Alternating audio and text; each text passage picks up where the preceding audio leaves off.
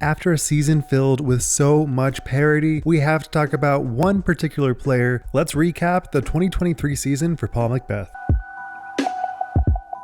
Now, like so much of us, I think we were focused on so many other things that we really didn't even think about it because Paul was like off playing in Europe. He was focused on other things like setting up his courses for the Paul McBeth Foundation in some very critical areas. And also along with that, having his first kid born just last month. There is some major changes in Paul McBeth's life. So I am sure that he has had a lot of stuff on his mind, that disc golf is probably not the primary concern. But with that said, the stuff about his 2023 season is very, very interesting. And it shows a tale of consistency while also marking some very bad trends for Paul. So first up, let's talk about rating. And I know ratings are just so arbitrary, but it is a certain benchmark that a lot of people use, especially sponsors and AM players. They really do care about ratings. Paul's kind of flaky season, he had a 1044, which is his worst rating since, and this is kind of crazy, August 2013, where he had a 1043. So he has had a 1044 and above for the last 10 years. Absolutely insane. And he has actually dipped to 1044 a couple of points in the last 10 years, but it has never gone below that point. So it is very intriguing that he is 1 point away from a rating that he had 10 years ago. But as it currently sits, he is well above that with a 1049 at the moment. And like I previously pointed out, it is such a very interesting data point because it does kind of beg the question, do you care? Do I care? Does Paul care about low rating? Does he care about a bad performance for the 2023 season? Obviously, we know he's been on the downturn. He's getting older. He has a lot of other factors and focuses at the moment. So the downward trend for Paul's career may not be all that relevant. Like, it just doesn't really seem to be as impactful as if this was like a Ricky in his prime. This is Paul on his downward trend, kind of going towards his retirement years, focusing on more philanthropy and less disc golf grinding. But that's not to say that he didn't win anything. He has won 3 Euro Tour events, which is effectively like a Silver Series. He won, and this is 2022, but he won the New World Silver Series, which was the very first Silver Series. And then he also won an Elite Series, the PCS Open, which for the 2023 season, not accounting for New World, netted him $33,000, which is far and away his lowest amount since 2020, where he had $32,000. But in 2021, he had $90,000 tournament earnings. In 2022, he had $100,000 tournament earnings. So the fact that he just wrapped up a season with only $33,000 and a humongously higher payout than in 2020 really does signify that he is just not the top player at the moment, and that's okay. It is what is to be expected from an aging player that still has so much potential, but also has so many more focuses. But with that downward trend, there also is some very interesting stuff. The European Open, he dropped out with a shoulder injury, which is a very similar trend. I feel like he's had shoulder or neck or back injuries that has kind of put him out of the competition for a little bit. So the fact that he was getting this in the midst of a very intense European swing is honestly no surprise. And what's even crazier is that his first event after European Open was Worlds, where he got 13th place, which again is not great for Paul standards, but for someone that is just coming back from injury, this is definitely an amazing finish. So overall, he only had 2 events that was outside the top 20, with that being 25th at Music City Open and 31st at the Estonian Open. And then his best Elite Series event in the US was 6th at LVC. So overall, all these data points feel so incredibly scattered. I feel like you can't really make any kind of conclusion other than that Paul is kind of consistently doing good at the most important moments, but also not great at other moments where we typically expect him to totally shine, get a podium finish. That has just not really been the case. And honestly, it almost feels like if he doesn't win these Silver Series events in Europe, that it's kind of a failure. So there's just a lot of pressure. And he obviously is trying to win these events in Europe, but he also is trying to just like have a vacation before he has his kid. So there's just a lot of factors. So overall, I just really don't know where to place Paul's career for 2023 because obviously there's just so much more than his season performance. And it does feel so incredibly weird that we just talked about Paul as being like the greatest ever, the best player to ever play the game, the absolute GOAT, all of this. And then we go to the very next season and it looks like Paul is just a totally different player. He's definitely destroying, but there's a lot of parity, so like can't destroy that much in comparison to everyone else. And it really takes a great player with a great weekend to win, whereas Paul was a great player that would consistently win, but wasn't having the best weekends. And then for the future of 2024, I have no clue what the amount of tournaments he'll be playing will actually be, because I'm betting that the foundation and his child are going to take precedence over most events if they're not majors. So will his 2024 season be like 4 to 8 events? I just don't really know. I really don't foresee him playing all that much, even if there wasn't a baby and the foundation involved. But with that, I definitely expect him to play a lot fewer and to be primarily focused on non-competitive disc golf endeavors. So with that, what do you guys think? Are you kind of disappointed that Paul's year wasn't the best? Are you still thinking that he is the GOAT? He is the best of all time, and this year, while it may not necessarily be his most shining year, still is an example of him being the GOAT? I'd love to know. Thank you so much for watching. Be sure to subscribe. Wild Runs, signing out. Peace.